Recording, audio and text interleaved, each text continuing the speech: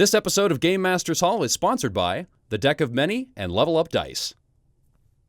Hello and welcome back to Game Masters Hall. I am your host forever and always, B. Dave Walters, and I'm going to be joined by the magnificent Jason Carl.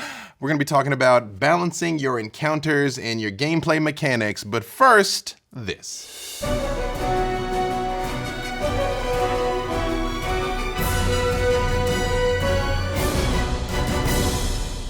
All right, and now I am joined by my extra special guest, my friend and yours, Mr. Jason Carl.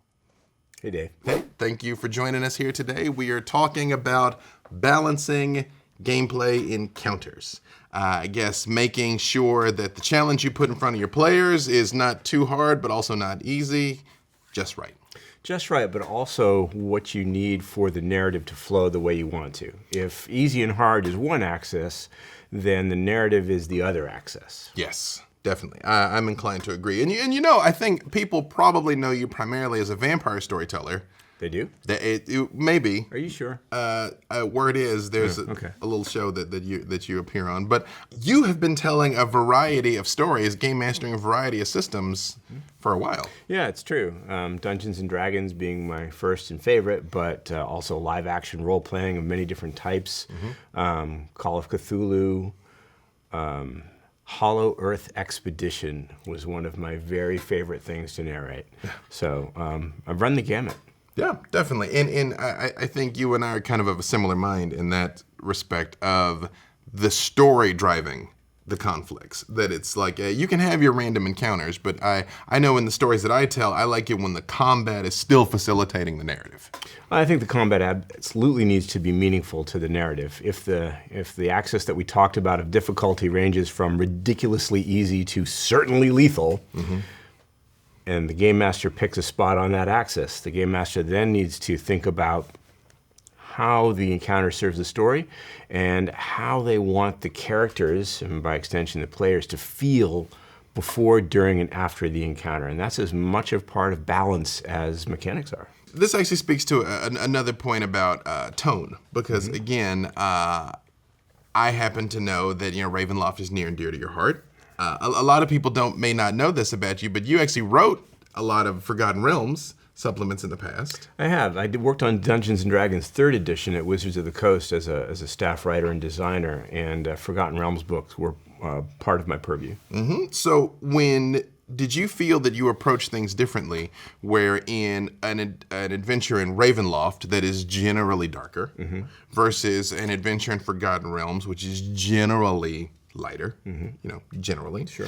Would you approach those situations differently, in the sense that you are trying to have sort of that more oppressive feeling over here or more heroic feeling over here? Or was it still kind of the similar response algorithm? No, you're absolutely right. There's still a response algorithm, but mood and tone and atmosphere play a huge role in how you program that algorithm and what it spits out for the encounter.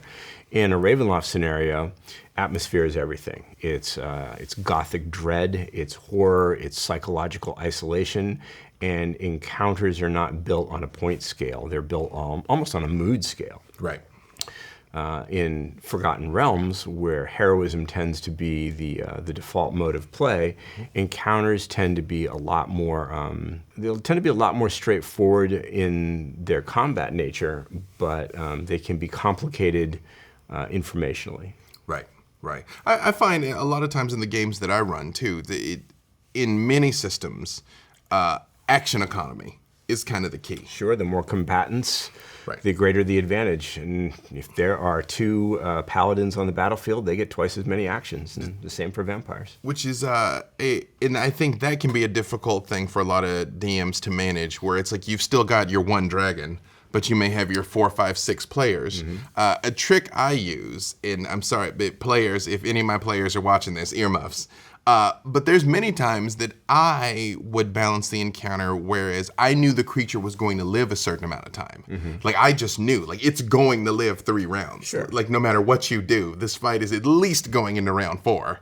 And then maybe that's when I'll finally start taking the hit points. And did you make that decision for narrative reasons? Is that because that's the story you felt serves the most excitement up? Yes, because even though I think it's important that heroes get to feel powerful, I think when success is always a foregone conclusion, when they can kick in every door and it is always going to be fine, I feel like that actually takes the players out of it. To a certain extent, I think there should always be at least some element of risk involved, even if there's kind of a preconceived notion of success. Because I was speaking with Ivan previously, and that was one of the big differences between the game system Outbreak and Dungeons and Dragons. I think in D&D, the heroes have a presumption of success. You're probably going to win. I think that's generally true. At least, 8 or 9 times out of 10, victory is, if not assured, then nearly assured. Right. Whereas you take a game like Outbreak, that is not the case at all. No. Like at all. No, I think in Outbreak, everything is up for grabs, and what is true at breakfast is not true at dinner time. I mean, and you're lucky it's true at lunch. So, at the same time, though, a game like Outbreak doesn't mean definite failure. Sure. There's risk in every encounter, but there's neither victory nor death waiting for you guaranteed. Yes, absolutely. Well, and I think, but that's the thrill of it. That's the excitement of it. It's pretty cool. Yeah. You can run any game that way. Sure. It takes more preparation. It takes a thorough understanding of the game mechanics and what to tinker with to get there. But it can be done, including Dungeons and Dragons. And to your point about the emotional experience, I had an experience with my players where one of my characters, and it was a D&D campaign, in fact, it was a Pathfinder campaign, he was a dragon slayer. That was his thing. That was his thing. That was his thing. And I gave him an arrow, a sling shot very early and forgot about it. And he kept it for 6 months of actual play. And I finally built up this thing where there was the huge dragon was attacking the city. It wasn't at all derivative of a very iconic fantasy story. I don't know what you mean. No, it wasn't that at all. And I had and I had it planned round for round. I was like, round 1, the dragon's gonna do this. Round 2, the dragon's gonna do this. You were excited about it. Oh, I was. I'd built up a lot to it. And the dragon shows up and he's like, I'm gonna use my slingshot arrow. And I was like, okay. Round 1, action 1, shoots the arrow. He gets a natural 20. I roll a 1 on the save. And I looked at the dice, and they were behind the screen, and I was like, you dropped it. Gotta go with it. You dropped it. But that made such a great experience for him. Like, he will remember that for the rest of his life. Right? Yeah. That'll be the story that he tells every time people get together to talk about games. Yep. And I could have forced it and been like, no, the combat goes on, and then it would have been just another fight.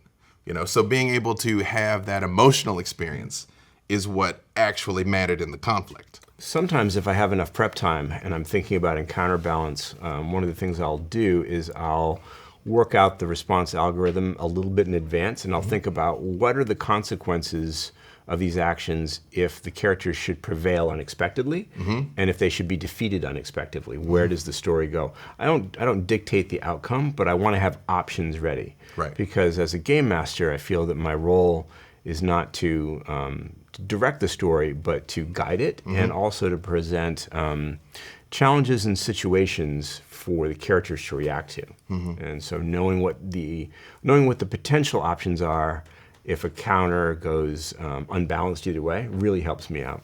To what extent do you adjust it based on play style, where you're like, I know that guy is going to run straight at it, like I know he's going to, and I know this person is a coward, I think that you have to take your players' preferences into account. They're there to enjoy the story, and if they have a very certain play style that they like to follow, regardless of the consequences. I think that you have a responsibility to them to make sure that the encounter is balanced toward that. If you know he's going to run into the dragon's cave and you absolutely are sure it's going to happen, that is part of the algorithm. Yeah, definitely. I know for me, a trick I like to use is I will always come up with what I know is one solution, and then I tend to just hit them as hard as I can. Because inevitably the players are going to surprise you. Inevitably, they're going to think of something you didn't think. The dice are going to do something you didn't expect.